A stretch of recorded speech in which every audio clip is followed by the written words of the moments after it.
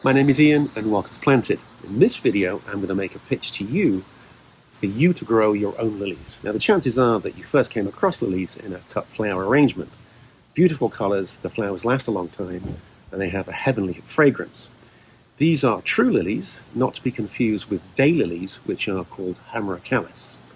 I've been growing lilies for many, many years. I love them, I think they're spectacular. But you need to get into the cycle of how lilies are grown. And what happens is that you plant these in late October, November, and maybe even early December, and they come as a dry bulb. I'm going to show you all of this in the rest of this video. If you don't grow lilies, you should. And if you do grow lilies, you should grow some more. Lots of colors, heights, shapes, and I mean, who doesn't like this? So let's get to it. If you add bulbs to your garden so that they flower in the height of summer, you'll get some real fireworks. You'll get great fragrance, and the best thing of all is they're hardy. They will come back next year.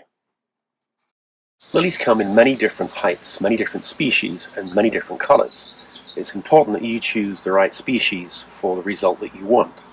I'm a big fan of these lilies that have got nice tall stems, 3, maybe 4 feet high, over 1 meter in height.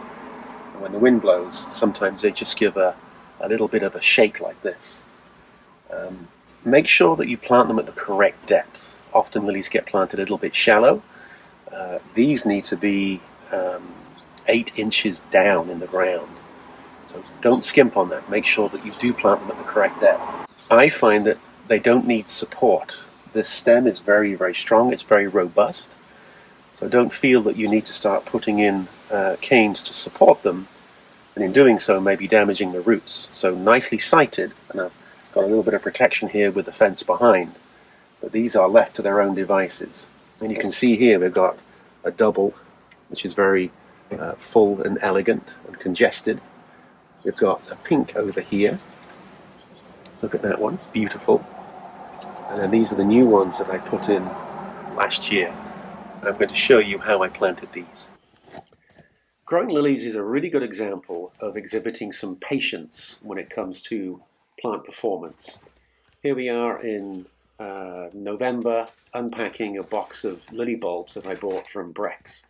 I bought these with my own money. I wanted to show you the unpacking of them because it's very, very important that when they are delivered to you, that you unpack them quickly and inspect them.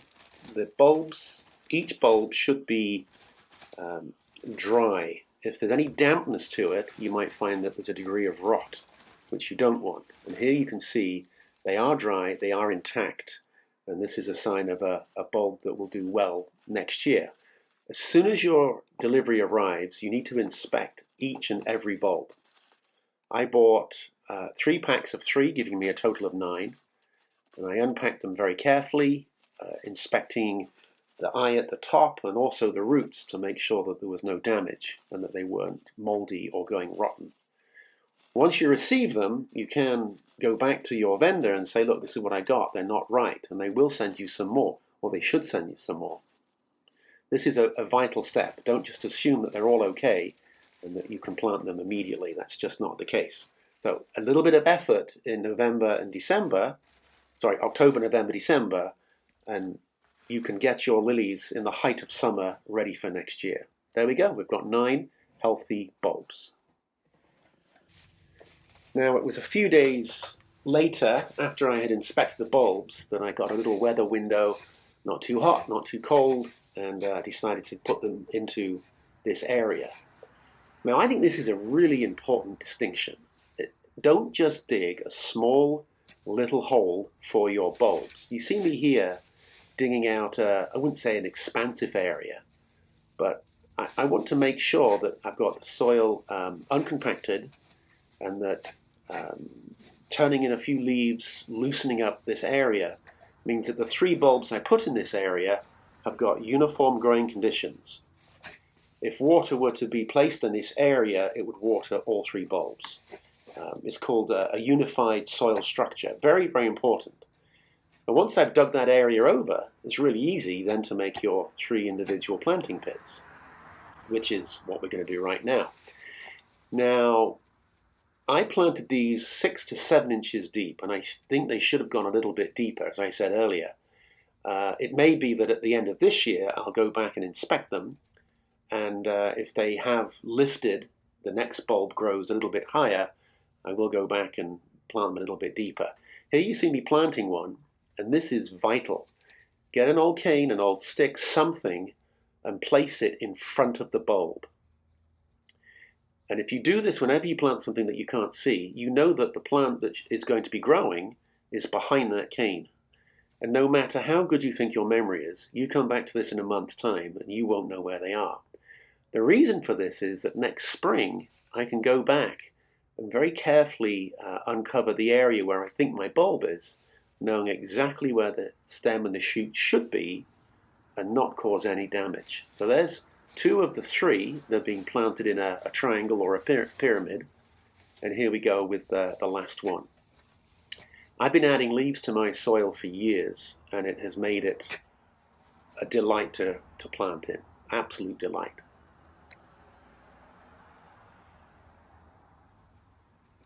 And here goes the 3rd of my 3 in the triangle. Yeah, that's 7 inches deep. That's good. And there's a little stick just to mark the spot.